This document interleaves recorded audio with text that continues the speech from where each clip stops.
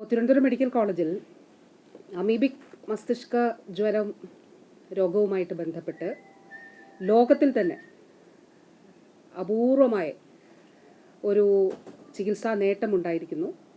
അമീബയും ഫംഗസും ഒരേ സമയം ബ്രെയിനെ ബാധിച്ച 17 വയസ്സുകാരനായിട്ടുള്ള ഒരാൾ 3 മാസത്തെ തിരുവനന്തപുരം മെഡിക്കൽ കോളേജിലെ ചികിത്സയ്ക്ക് ശേഷം പൂർണ്ണമായി സുഖമായി സാധാരണ ജീവിതത്തിലേക്ക് തിരിച്ചു വന്നിരിക്കുകയാണ്.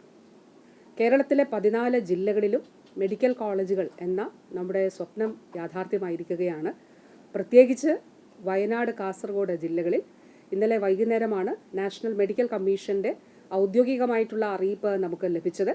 ഈ 2 മെഡിക്കൽ കോളേജുകളിലും 50-50 സീറ്റ് വീതം MBBS പഠനം ആരംഭിക്കുന്നതിനു വേണ്ടി നാഷണൽ മെഡിക്കൽ കമ്മീഷൻ അനുവാദം നൽകിയിരിക്കുകയാണ്.